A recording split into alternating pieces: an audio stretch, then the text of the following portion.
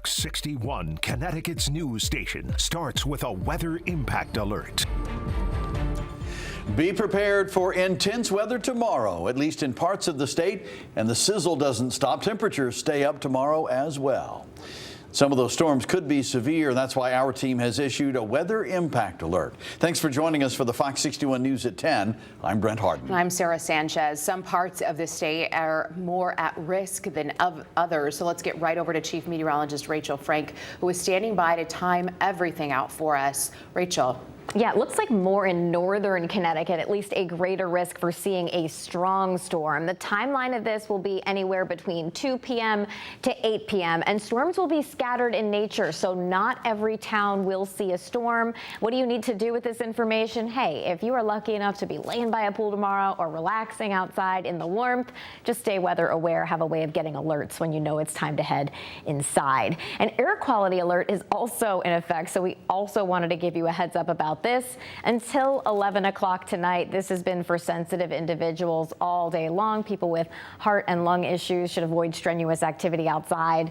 We got another hour to go on this. You're probably not planning on doing anything strenuous here at 10 o'clock at night, but I did want to give you a heads up. That's for another hour. Temperatures right now are in the 70s, and it's going to be a mild and muggy night out there. There are some thunderstorms in New York. These should mostly miss us. We might get grazed by a shower early tomorrow, but I think for the majority, or for most of us, that will miss us heading into tomorrow. We'll see a mix of sun and clouds. Overnight lows will be in the upper 60s to right around 70 degrees.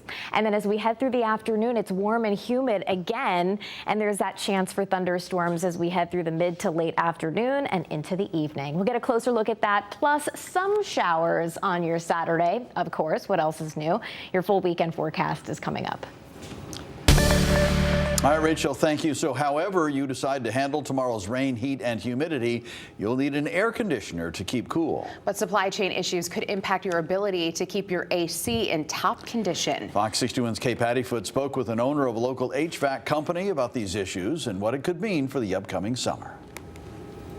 The heat is on in Connecticut. Thursday marked the start of hot and humid weather conditions across the state. And with those hot summer days coming, people are preparing their air conditioned units for those summer days. Now, HVAC companies are alerting their customers that a new government mandate is causing a shortage of coolant, and that is a vital element to keep your ACs running cool. With the official start to summer right around the corner, air conditioners will be running almost regularly around the state. And that has HVAC companies like Mountaintop Mechanical plenty busy getting units repaired and homes ready. But owner Eric Dreyer says companies are also facing a new federal mandate on a new coolant to use in AC units, and that's changing the cooling game. Last year, they forced companies to stop the manufacturing of 410A equipment because they were switching to new refrigeration, and they switched it to two different types of refrigeration. We have now R32 and R454B. To make things more complicated, there's a shortage of the R454-B coolant. 454B has been the refrigerant that's obsolete. You can't get your hands on it. And so now all of a sudden that's changed perspective on my end, because R32 equipment is the only equipment that we can get our hands on at this point. Although that type of coolant is considered more environmentally friendly and less harmful to the ozone, Dreyer says supply houses oversold it. I think a lot of companies stocked up on it, and all of a sudden there's this huge shortage of it now.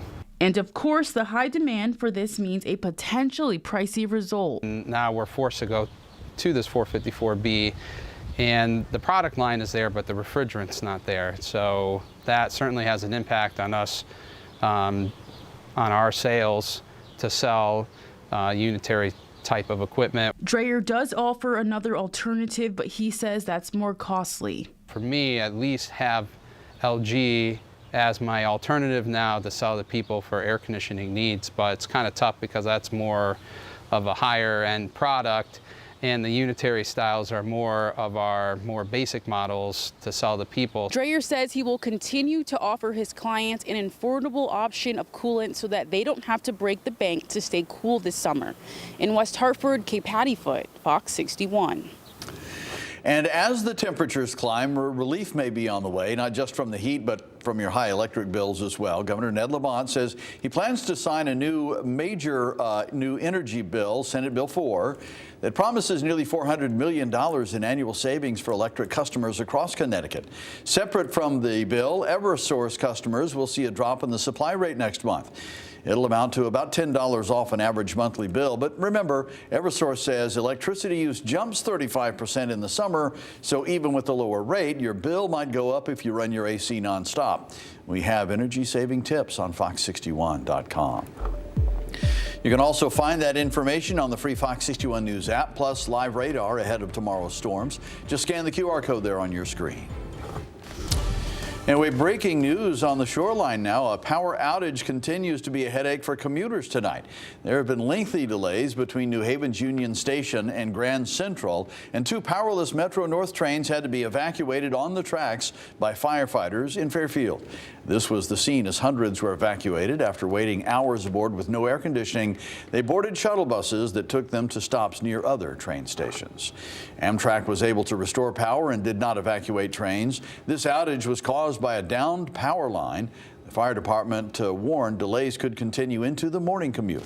We're monitoring the situation. We'll update you with any new information as we get it. Well, a person has been seriously hurt in a crash on Route 8 in Seymour. And right now, traffic is closed northbound between exits 18 and 21. The crash happened around 7 tonight. 2 vehicles were involved. State police ask that you avoid the area. Police also say traffic in downtown Seymour is bad because of a detour. So if at all possible, just avoid the entire area.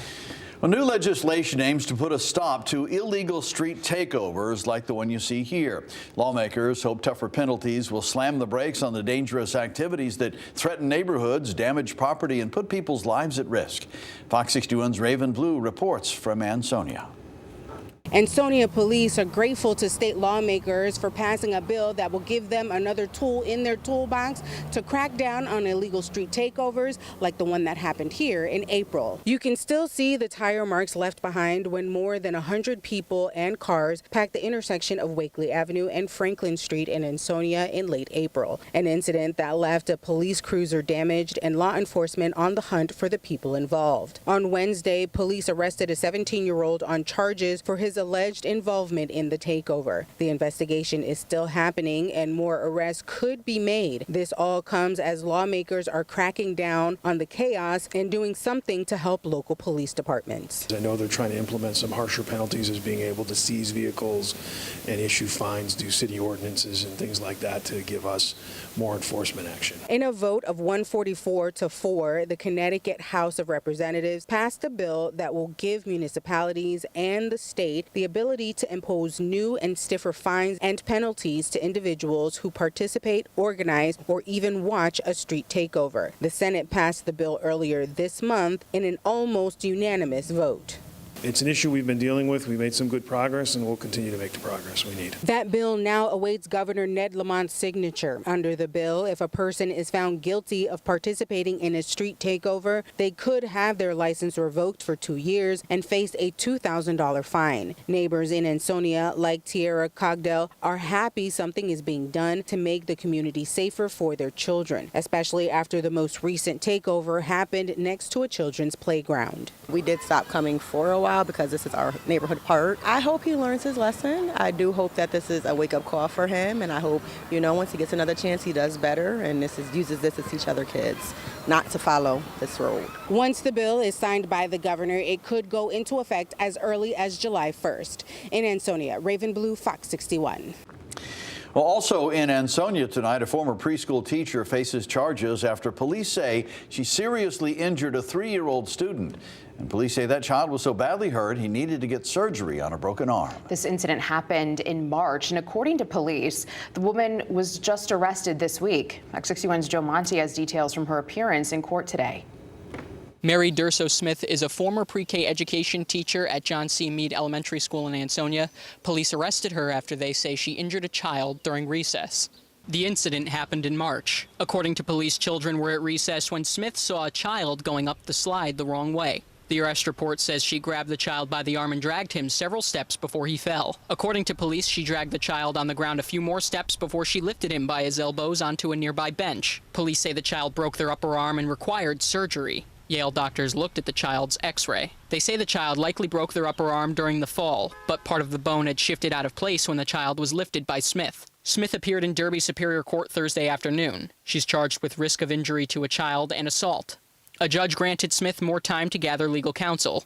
She was released on a $50,000 bond, but is not allowed to work with children and can have no contact with the child or their family. Fox 61 reached out to the Ansonia School District for comment. Superintendent Joseph DeBacco said in a statement, "The individual is no longer employed. The district does not comment on pending litigation." Smith is expected back in court on June 24th for her arraignment.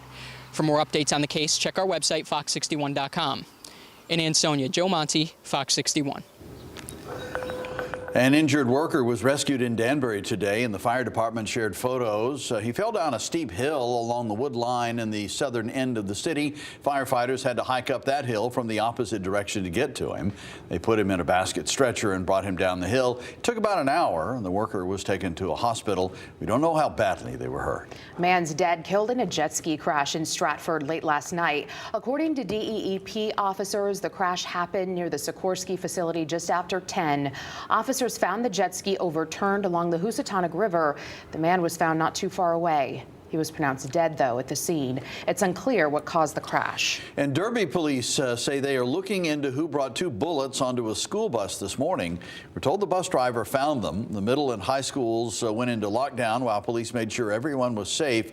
We reached out to Derby school superintendent to find out more, but we haven't heard back.